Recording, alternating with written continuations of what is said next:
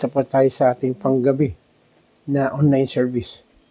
Ito pong yung lingkod, Pastor Romy Olaso ng Pateros Evangelical Church. Sa gabi ito, pag-uusapan po natin yung tinatawag na kahalagahan ng bahay ni Lord. No? Maraming mga tao, siguro napapanood po na ninyo ito, maraming mga tao gusto makapasok sa bahay ni Kuya. Pero bago tayo magpatuloy, hingi mo muna tayo, papasok tayo sa trono ng biyaya ng Lord sa pamamagitan po ng panalangin. Lord, maraming salamat sa buong maghapon na ito, iningatan, ginabayan, kayo po ang nagpala sa amin. Salamat, Panginoon. Nakaranas kami ng totoong ibig sabihin ng pagpapala mula sa inyo. At ngayon, sa gabing ito, lumalapit kami sa inyo para maunawan at maintindihan namin ang tungkol sa pag-aaralan namin tungkol sa inyong tahanan o bahay po ninyo. Samahan, bigyan niyo po kami, Panginoon, ng karunungan at kaalaman, sapat na pangunawa para mabigyan po namin ng pagpapahalaga itong pag-aaral namin ng inyong salita. In Jesus' name we pray. Amen. Amen. Kagaya po ng sinabi ko kanina, maraming mga tao gusto makapasok sa bahay ni Kuya. No? Maraming prizes. Pwedeng mapalunan. Parang hakbang daw ito sa tagumpay at kagalakan at pagiging famous. No? Pero alam niyo, si David, iba po. No? Ito, matatawag natin na talagang hari na siya at this moment of time. Pero meron pa rin tinatawag na para sa kanya napakalaking bagay yung pagpasok sa bahay ng Panginoon. Sabi po sa awit 122 verse 1, sabi David, ako ay nagalak lang sabihin nila, pumunta ka sa bahay ni Yahweh, sama-sama kami matapos sapitin ang pintuang lungsod nitong Jerusalem. Bakit kaya ganado o masayang pumunta sa church itong si David? By the way, ang gumawa po ng napakaganda na templo ay walang iba kundi ang tatay po ang kanyang anak pala. Sorry po. Nung nagawa po yung bahay-sambahan, para kay David, napakaganda po nito. Bakit? Titingnan natin. Unang-una, alam niyo po ba na kapag mapunta ka sa isang church, malaking bagay po yung maganda ang location. Letter A, maganda ang location. Awit 122 verse 3. Itong Jerusalem ay napakaganda. Matatag at maayos na lungsod siya. Malaking hatak sa pagsamba, sa magsisimba, if maganda yung location ng church. Maganda yung structure. Nagdadagdag ito ng attraction sa magandang location. Kaya maraming ang iba sa mall nagre-rent. No? Nagre-rent. Bakit? Kasi sa mall, pansinin po niyo, maraming mga malalaking church. Sa mall, ginagawa yung kanilang pagsamba. Bakit kaya? Kung titingnan po natin, maganda yung location, may aircon, maganda yung structure. Of course, hindi yun ang pupuntahan natin yung ganda lang ng simbahan. Siyempre, kung ano yung pinag-aaralan, kung ano yung pinag-uusapan. Kaya lang, malaking factor po, pag isa po tayong church, na maganda po yung location natin. Unang-una, paano kung nagkaroon ka ng mga miyembro na may mga sasakyan? Pag wala kang parking, maniwala ka, mga 2-3 linggo, malamang baka lilipat ng church yan. Bakit? Kasi, yung location ng church mo ay mahirap. O kaya, yung church mo, yung location, pag pumasok ka, iskinita. Nakakatakot kumisan dahil magpapasok sa iskinita. Of course, hindi yung pagpasok sa church ang nagbibigay sa atin kahalagahan. Ang mahalaga sa atin, kung ano yung pinag-aaralan, kung sino yung mga nandung tao, pero aminin natin at hindi, malaking factor po yung maganda ang location ng church. Kaya nga pag yung mga pastor po, na maghahanap ng pagpapastor ng lugar, hinahanap ka agad nila yung nasa main road. Pangalawa, gusto nila mayroong parking. Bakit? Kasi kung wala mang, sabihin natin na bago pa lang, wala pang sasakyan yung mga miyembro, pero inaay mo na darating ang panahon, itong mga taong ito ay aasenso. Gaganda buhay. At pag sinabing aasenso, gaganda ang buhay, may kasamang sasakyan yan. So sa madali sabi, dapat maganda yung location. Which, nakikita ko, ito yung napakaganda na dapat pinag-aaralan. Yung location, yung structure ng church. By the way, kasama po dyan yung maganda yung CR. Ikaw ba naman, matin ka sa church, tapos, ano ba, lalo na babae, si CR ka, nakita mo na parang hindi yata nililinis yung CR. Sa susunod kaya, babalik ka pa dyan? O magdadala ka ba mag-i-invite ka ba? Aminin natin hindi, malaking factor po ito. Maganda yung location, maganda yung structure, maganda yung in order lahat sa loob ng church. No? Kaya talagang dapat palagi nating isipin na isa sa alang-alang din natin yung location. Pangalawa, letter B, dapat maganda yung church. Awit 122 verse 4. Dito, umaahon ang lahat ng angkan, lipin ni Israel, upang manambahan ang hangad si Yahweh pasalamatan, pagkat ito'y utos na dapat gampanan. Well, utos ng Lord that we should go to church. Kaya nga, meron tayong giving sa church. Isa po ito sa pinaglalaanan natin ng collection. Is church building, maintenance, beautification. Well, sa totoo lang, maganda ang church building dahil ito nagmamotivate marami sa atin ang naniniwala rito. Parang ganito po. Di ba merong ano po yung government? This where your tax go. Di ba gumagawa ng karsada? Nandyan, may nakalagay dyan. Dito na pupunta yung mga tax na ibinibigay ninyo. Hindi po sa blood control. Parang sa BIR. No? Pero sa atin, pwede natin sabihin na this where your tithes and offering goes. Ano ibig sabihin?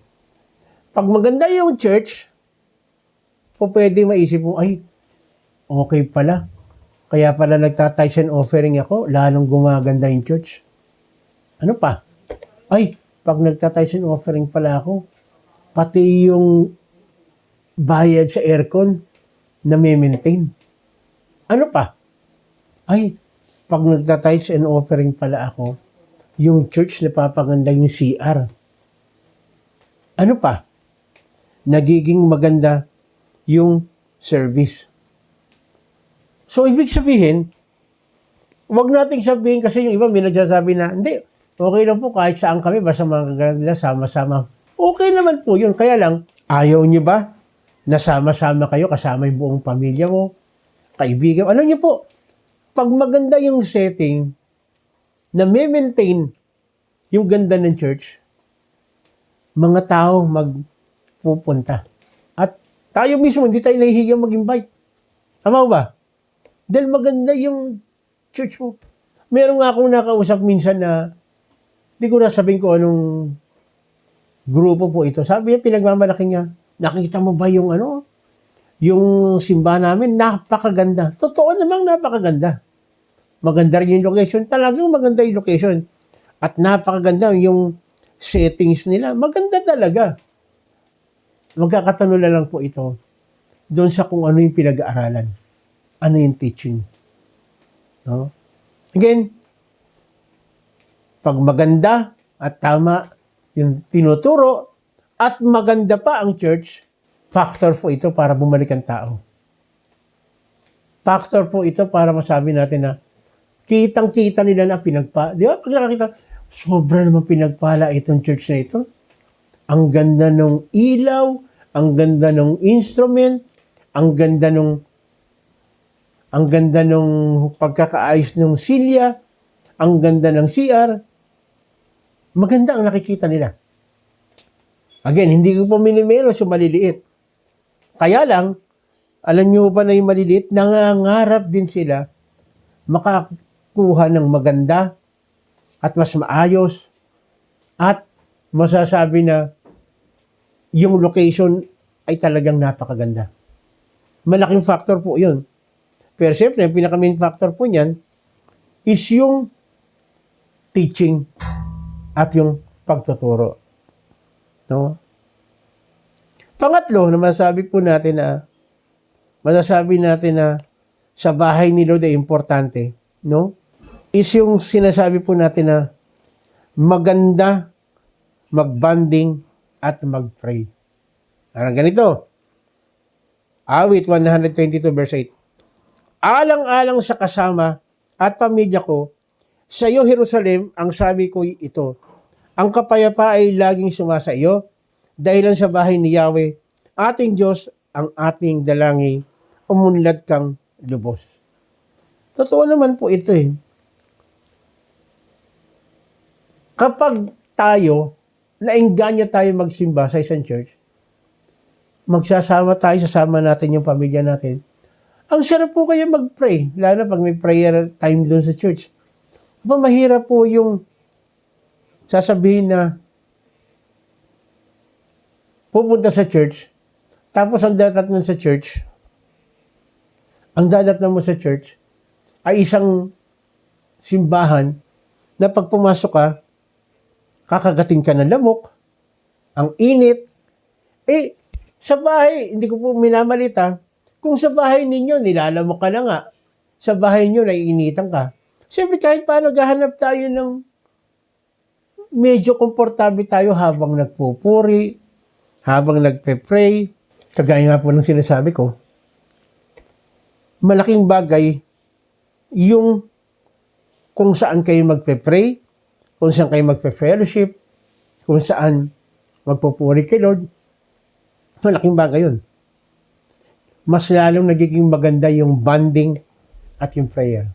Again, hindi ko po sinasabi yung maliliit na church o yung mga church na walang aircon is wala ng kakayahan para masabi na talagang pinagpala ng Diyos. Kaya lang, ang katunayan na pinagpapala ang isang church, gumaganda yung simbahan, umaayos yung patakaran ng simbahan, at kagaya na sinasabi ko po, nakikita mo kung saan ginagamit yung tinatawag po natin na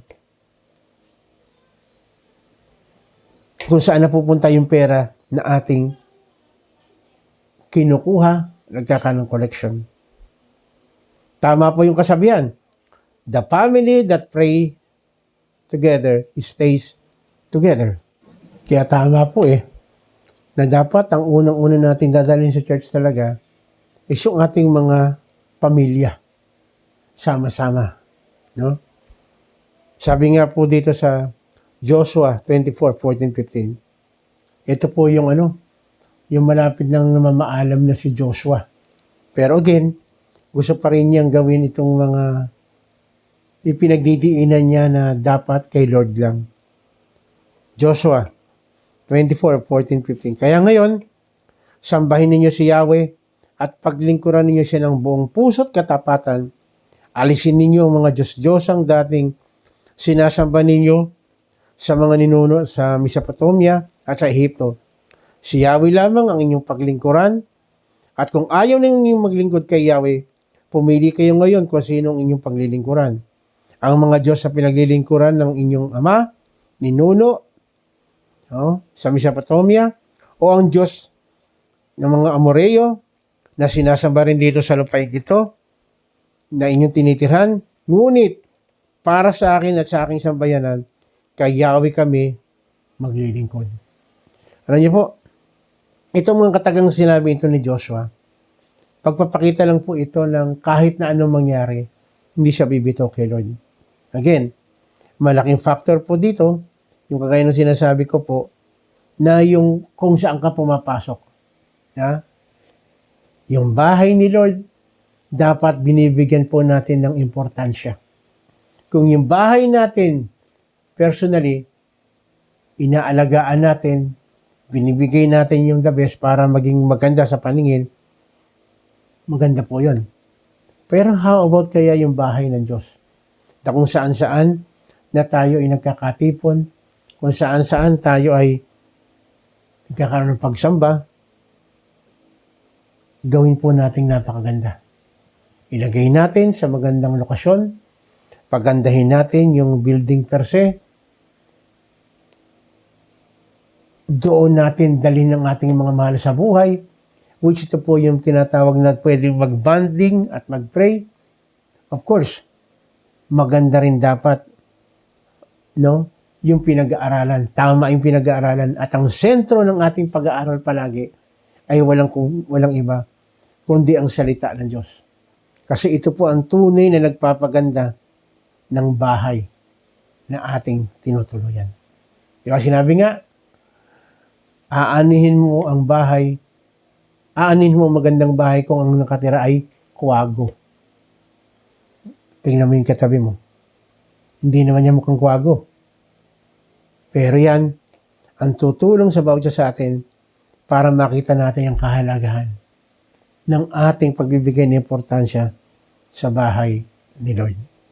Kung yung bahay ni Kuya, yung kagaya sinasabi ko kanina, tuwang-tuwa sila dahil maraming mga prizes, maraming maging famous ka, kapag ginahal din po natin.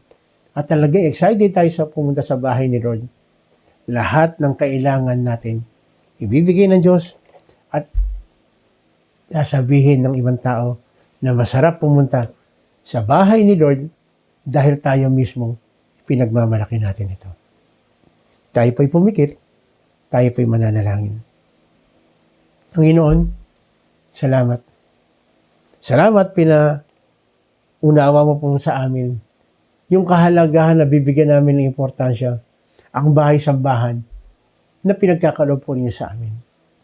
Tulungan niyo po kami na sama-sama, Panginoon, na mahalin namin kung saan kami inilagay mo na bahay-sambahan.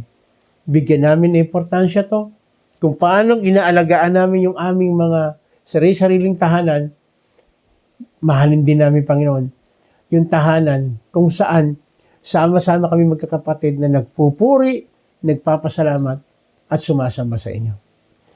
Kapatid, sa mga orseto, ang totoong bahay o templo ng Diyos ay ikaw at ako. Yung Espiritu Santo ay nananahan sa atin at ito ang nagtutulak, nagbubuyo para gawin natin magagandang bagay, para magawa natin yung mga physical na dapat gawin sa loob ng simbahan, lalong-lalo na gaganda ang simbahan pag maraming tao ang nakakilala sa ating Panginoon. Ang tanong, kilala mo na ba si Lord? Binigay mo na ba ang buhay mo kay Lord? Kahit pumunta ka sa napakagandang bahay-sambahan, kung hindi mo kilala si Lord at hindi mo binigay ang buhay mo kay Lord, sasabihin ko sa iyo, kapatid, diretso, hindi ka masasatisfied doon sa papunta mong bahay-sambahan. Kasi si Lord lang, yung relationship lang natin sa Kanya, ang nagbibigay ng totoong kagalakan, kasiyahan, at saka lang natin nakikita ang ganda ng buhay. Kung hindi mo pa tinatanggap si Jesus, wala kang kaugnayan sa Kanya, ito yung pagkakataon. Anyayahan kita, sumunod ka sa panalangin na aking gagawin, gawin mo ito na nanggagaling sa iyong puso. Dahil hindi yung bahay mismo per se ang magbibigay ng kagalakan sa atin, kundi yung buhay natin na nasa ating Panginoon. Tayo pumikit, tayo mananalangin. Panginoon, maraming salamat. Dahil muli, pinapakita mo po, Lord, sa iyong mga salita, na gusto mo po, Lord, yung bahay-sambahan ay bigyan namin ng importansya. Bigyan namin ng pagpapahalaga. Ayusin namin, pagandahin namin. Dahil ito po yung simbolo ng inyong katapatan at ang inyong pag-ibig at pagmamahal sa bawat isa po sa amin. Lord, ang totoong nagpapaganda ng bahay-sambahan ay kung merong mga tao na isusuko, ibibigay ang buhay sa iyo. Andito ang aking mga kapatid, lalapit, itutulog. Kapatid, sabihin mo itong mga panalangin ito na nanggagaling sa iyong puso, na nagbibigay ng karapatan para ikaw ay tawaging anak ng Diyos at magiging masaya at maligaya, hindi kabigatan ang pagpunta sa bahay-sambahan Dahil ilalagay sa iyo, sa puso natin, ng ating Panginoon, ang kahalagahan nagpapunta sa bahay-sambahan. Lord, sa mga oras ito, ako po ay nagpapakumbaba, nagpapasakop po sa inyo, humihingi po ng tawad sa lahat ng aking pagkukulang, sa lahat ng aking pagkakamali. Tinatanggap ko po at ako po'y sumasampalataya na ikaw lamang ang tanging pag-asa ng aking buhay at ikaw lamang ang tanging pwedeng magpaganda ng takbo ng aking buhay. Kaya I totally surrender ang aking buhay sa iyong paanan. Kapatid, kung ginawa mo ito, maraming pribilehiyo na pwedeng ibigay si Lord. Unang-una, ang ating paglapit, ang ating panalangin ay kanyang tatanggapin. Dahil tayo ay itinuturing niya na kanyang mga anak. Meron kang physical na karamdaman sa mga oras ito. Ito yung pagkakataon, sabihin mo kay Lord, gusto mo ng kagalingan. Sige, sabihin mo sa kanya. Nakikinig si Lord. Sige, sabihin mo sa kanya. O meron kang kakilala, kaibigan, ikaw ang Panginoon. Sabihin mo sa Panginoon ang kagalingan. Lord, yung aking mga kabatch na may mga karamdaman, batch 79 na magsaysay, ganyan po ng kagalingan. Ganyan po ng kagalingan. Yes. Yes, Lord. Yes, Lord. Yes. Yes, Lord.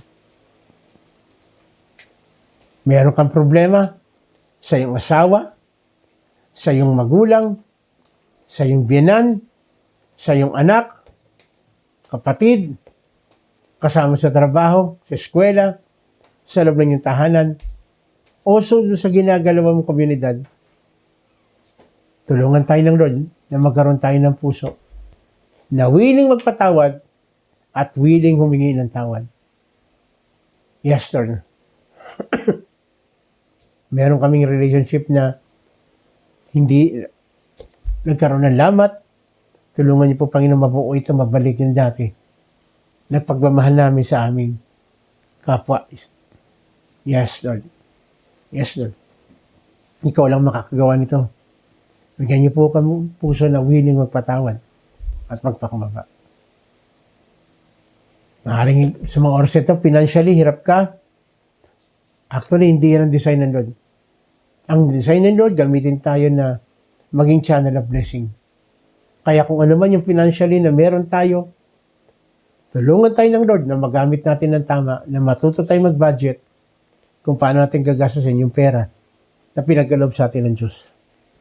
Kaya na rin, wala kang trabaho, gusto ng Lord, magkaroon ka, daling ka ng Lord sa isang trabaho na hindi magiging hadlang sa pagsamba mo, paglapit mo, sa pagsiserve mo kay Lord. In Jesus' name. In Jesus' name. Tulungan din, makalaya ang bawat isa sa atin sa gawa ng kalaban na tayo ay nagiging alipin ng hindi dapat umalipin sa atin.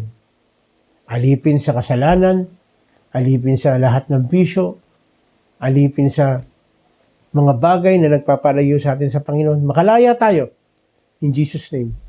In Jesus' name. Lord, patuloy, pagpalain mo po ng aming mga kapatid, nagdiriwang ng kanilang kaarawan, dinugtungan mo, binigyan mo ng extension, patuloy gamitin mo po ang bawat isa, at makita namin na kaya mo kami binibigyan ng maganda at maayos na pamumuhay at kaarawan, dagdag, ay dahil meron kang paggagawa sa amin. Kung ano man yun, maging maliwanag sa aming isipan at sa aming puso. Yes, Lord. Yes, Lord. Ganyan na rin, kung meron man sa amin, nagdiriwang ng kanilang anniversary na mag-asawa, pagpalain mo patuloy ang anniversary ng mag-asawa at patuloy na ikaw maging sentro ng pagmamahalan ng mag-asawa para patuloy at patuloy ma-enjoy na magkasama ang mag-asawa sa lahat ng yugto ng buhay ng bawat isa sa amin. Muli, Panginoon, tulungan niyo po ang nangyayari sa aming bansa. Ang gulo po. Hindi na po namin alam kung saan kami susulong. Lord, magbigay ka po ng mga leader na talagang titindig sa katotohanan, mga leader na hindi mawawala yung tiwala sa inyo. Mga leader na hindi maiimpluwensyahan ng mali. Mga leader na totoo na ang nasa isip ay maglingkod para sa bayan at para sa inyo. Kapag ganito po ang kaisipan, for sure, lahat ay magdadalawang isip na gumawa na huwag pong masilaw sa salapi ang bawat isa po sa amin, patuloy gampanan namin yung mga nilagay mo sa aming mga balikat. Kayo na rin po ang kapulisan, yung mga military, tunay na magkaroon po sila ng banal na takot sa inyo para hindi sila maging partisan, bagkus kung ano yung sinumpaan nila para sa inyo, ayun po ang mangyari. Yes, Lord Jesus. Yes, Lord. Ganyan na rin, Panginoon, salamat dahil kong gumawa at kumila sa aming gabing ito. Hayaan niyo po, Panginoon, maranasan namin ang ibig sabihin ng tunay na pagpapala galing po sa inyo. At sa gabing ito, Panginoon, salamat dahil sinamahan mo po kami sa lahat ng ginawa namin na pag-aaral. Pagpalain mo rin, Panginoon, ng bansang Israel dahil ikaw mismo nagsabi, ang sino man magpala sa Israel ay yung pagpapalain. Lord, salamat po sa gabing ito dahil alam po namin na ngayon pa lang tininig mo na ang aming panalangin ito, kinatagpo mo na ang lahat ng aming pangangailangan. Muli, ang papuring pasasalamat, binibigay po namin sa iyo dahil alam po namin ang lahat ng aming kahilingan, ngayon pa lang, sinagot mo na ito at mangyayari ito kasi hinihingi po namin ito. Sa pangalan ng aming Panginoong Sus, Amen. Muli, ito pong yung lingkod, Pastor Romy Olaso, ng Pateros Evangelical Church, nagsasabi, kung meron pa kayong mga katanungan patungkol po dito sa ginawa po nating pag-aaral, huwag po kayong magkatubili na i-PM lang po ninyo. Ako, makikita po ninyo dyan sa screen, at willing na willing po kami na sagutin ang inyong mga katanungan.